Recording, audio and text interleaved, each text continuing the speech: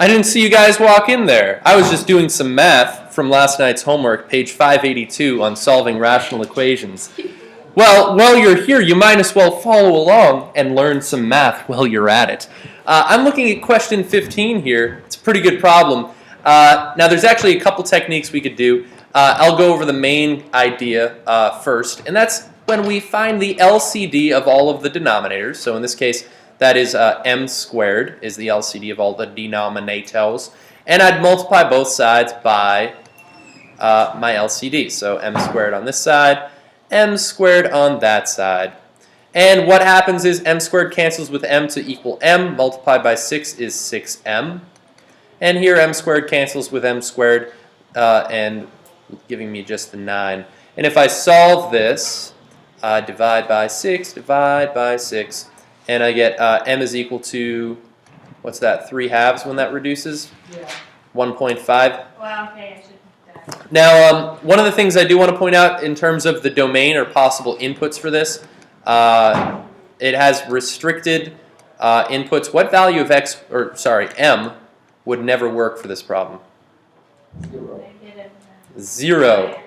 M cannot equal 0, right? And the reason we know that is because I can never divide by a 0, so 0 would be in the denominator if I plug in 0 for m.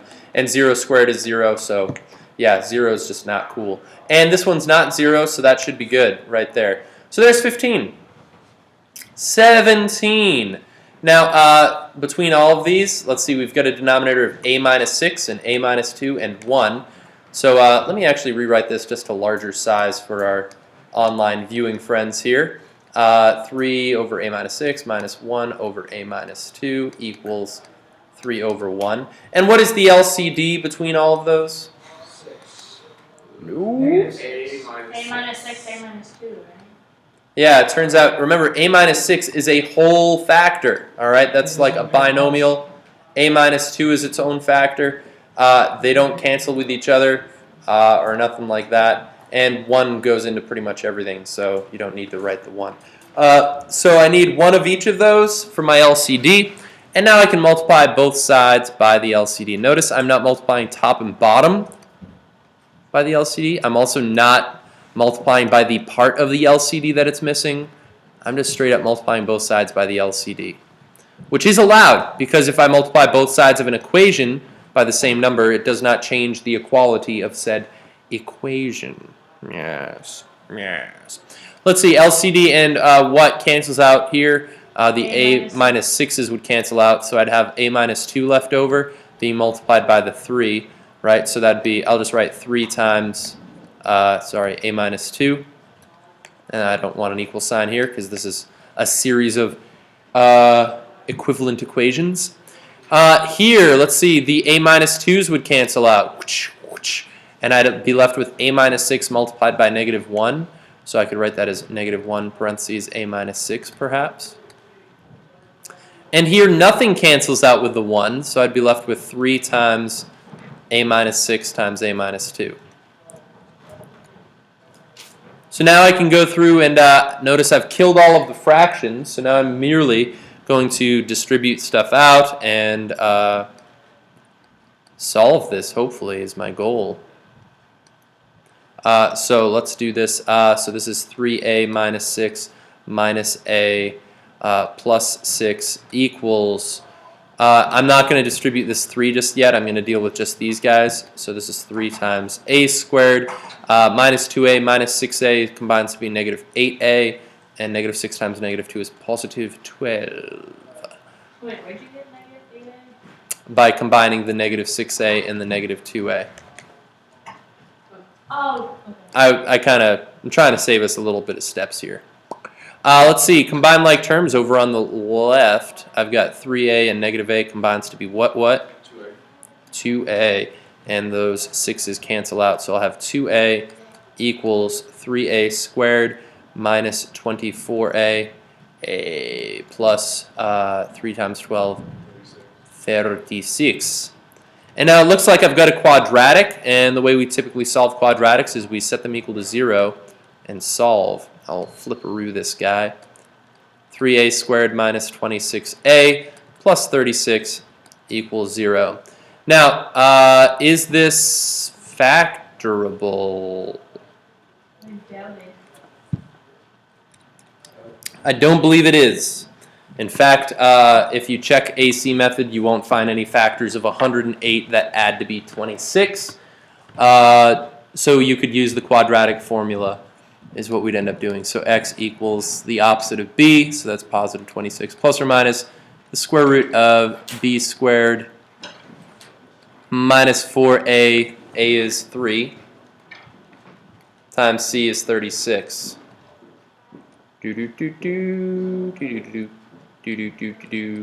All over 2 times 3. So I'm going to get x equals 26 plus or minus. I'm going to evaluate this whole inside here. We're all masters of quadratic formula, I believe. 26 squared minus 4 times 3 times 36. And I'm very careful with how I plug this in. So this is going to be the square root of 244, I believe, all over 6. And I'm going to get 2 answers, 26 plus that square root. Actually, 244, it's divisible by 4, isn't it? Yeah, 61. And 61, yeah, technically, we'll write it out. Plus or minus, square root of 4 times the square root of 61 over 6. X equals 26 plus or minus 2 square roots of 61 all over 6. And I could actually cancel out this guy, and this guy, all by what? What cancels, reduces with those? 2, right? So 2 goes into 6, 3 times into that, 1 time into that, 13 times. So my exact answers are x equals 13 plus or minus the square root of 61 over 3 are my exact answers.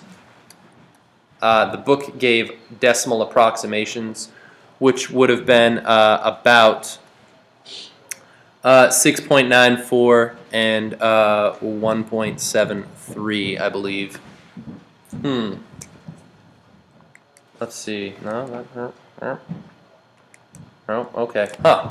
So anyways, going back to the top, just real quick question: what is the restricted domain for this problem?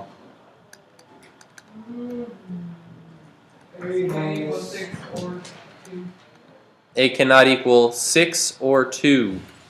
And how do I know that? Because a minus 6 equals 0, and a equals 6. Yeah, so I don't want these denominators to ever equal 0. This one is equal to 0 when a is 6. This one's equal to 0 when a is 2. Right? So that's why a cannot be those values. Neither of these are those values. So we're good. We're good, people. We're good. We're good. Let's see. Let's look at one more question. 27, my friends. 27. So let's see.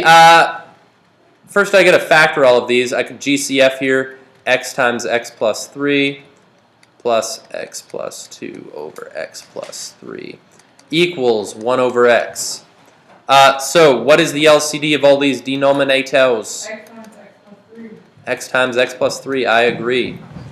All right, so I'm going to multiply each side by the LCD. Oh, yeah, he's going to multiply by the LCD. It's amazing, yeah. Go, Mr. Waddy, you're the math champion. So, here we are.